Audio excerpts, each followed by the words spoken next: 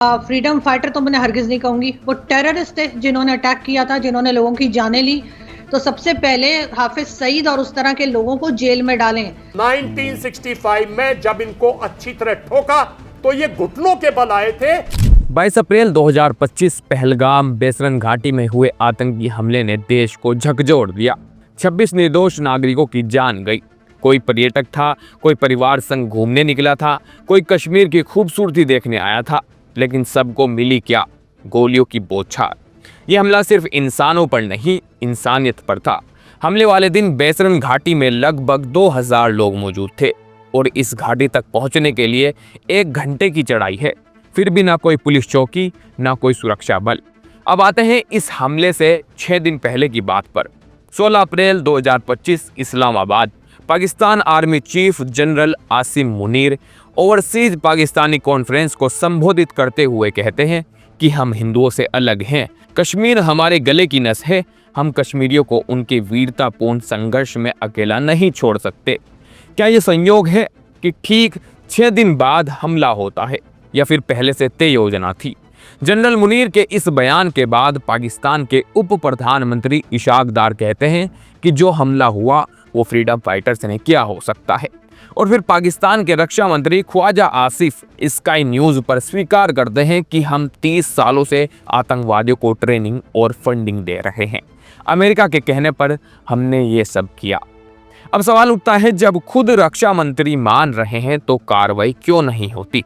क्या ये स्वीकार करना ही काफी है? भारत ने हमेशा दरिया दिली दिखाए, लेकिन बदले में क्या मिला? 1960 इंडस वाटर ट्रीटी, भारत ने 3 नदियों का 80% पानी पाकिस्तान को दे दिया। और फिर 1965 पाकिस्तान ने हमला कर दिया। 1971 पाकिस्तान के 2 टुकड़े हो गए। भारत ने 93,000 सैनिक छोड़े और फिर भी दोस्ती की पेशकश की। 1999 लाहौर बस यात्रा और फिर कारगिल हमला। 2001 में संसद पर हमला कर दिया गया। 2008 में 26/11 मुंबई हमला। 2016 में पठानकोट, 2019 में पुलवामा और अब 2025 में पहलगाम। हर बार भारत ने बातचीत की, पर पाकिस्तान ने जवाब दिया आतंक से। ये सिर्फ सीमा पार से हमला नहीं, हमारी सहनशीलता की परीक्षा है। एक सांसद की शादी की सालगिरह पर सुरक्षा के पुख्ता इंतजाम होते हैं, लेकिन बेसरन जैसे संवेदनशील पर्यटक स्थल पर एक पुलिस चौकी तक नहीं।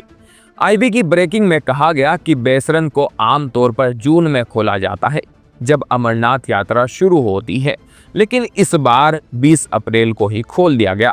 आखिर क्यों? किसके कहने पर? क्या सुरक्षा एजेंसियों को इसकी जानकारी थी या नहीं? अगर थी तो कार्रवाई क्यों नहीं हुई? अगर नहीं थी तो फिर ये एक बड़ी चूक है। ये लाइन आपने पहले भी सुनी होगी, ब्लीड इंडिया बाय 1000 कट्स, यानी भारत को एक बार में नहीं, हजारों छोटे छोटे घाव देकर तोड़ दिया जाए।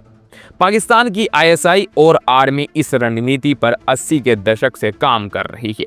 जम्मू कश्मीर को अस्थिर बनाना, भारत के अंदर धार्मिक तनाव बढ़ाना और दुनिया में ये दिखाना कि भारत एक अस्थिर देश है, यही इनका मिशन है। लेकिन सबसे खतरनाक असर ये होता है कि जब भी पाकिस्तान कुछ करता है, उसका दोष भारत के आम मुसलमानों पर भी आकर गिरता है।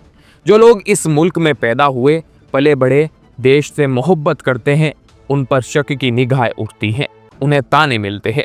यही तो पाकिस्तान का असली मकसद है, भारत के अंदर नफरत का जहर फैलाना। और जब हम अपने ही देशवासियों पर उंगली उठाते हैं तो असल में पाकिस्तान की रणनीति को ही सफल बनाते हैं। अब बड़ा सवाल उठता है, क्या भारत को युद्ध करना चाहिए? सर्जिकल स्ट्राइक हुई, एयर स्ट्राइक हुई, लेकिन पाकिस्तान सुधरा क्या?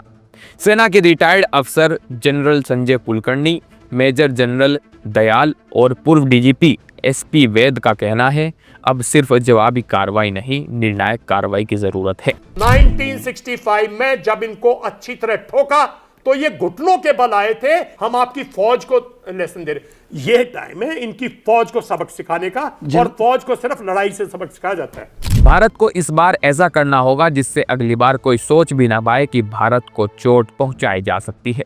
लेकिन युद्ध क्या आखिरी रास्ता है? क्या हम हर बार खून बहाकर ही समाधान पाएंगे? पाकिस्तान की पत्रकार आरजू काजमी और राजा फैजल जैसे लोग खुले तौर पर इस हमले को आतंकवादी हमला मानते हैं।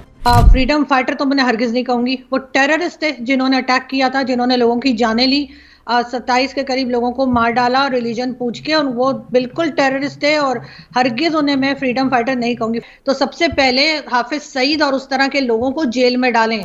आरजू साफ कहती हैं उन्हें फ्रीडम फाइटर्स नहीं कह सकती, वो आतंकवादी थे। लेकिन फिर उनके उप प्रधानमंत्री इशाक डार क्यों कह रहे हैं ये फ्रीडम फाइटर हो सकते हैं? पाकिस्तान की सरकार की दोहरी नीति साफ दिखती है। जब हमले भारत में होते हैं तो वो कहते हैं हमारा कोई लेना देना नहीं है, जब हमला पाकिस्तान में होता है तो हर कोई दुश्मन भारत हो जाता है। तो क्या ऐसे दोहरे रवैये के साथ बातचीत संभव है? सवाल यह है कि अब भारत को करना क्या चाहिए? क्या हम फिर वही कड़ी निंदा तक सीमित रहेंगे या इस बार कुछ ऐसा करेंगे जो सच में पाकिस्तान को अंदर तक हिला दे? भारत को अंतर्राष्ट्रीय मंचों पर यानी जैसे UN, G20, FATF और ब्रिक्स पर खुलकर पाकिस्तान को एक्सपोज करना चाहिए। ये बताना होगा कि एक देश किस तरह आतंक को पाल रहा है और दूसरों की शांति प्रयासों पर बार बार हमला कर रहा है। पाकिस्तान के उन चेहरे को जो खुलेआम आतंकियों को सपोर्ट करते हैं, जैसे हाफिज सईद, मसूद अजहर, उनके खिलाफ इंटरपोल रेड कॉर्नर नोटिस जारी होना चाहिए।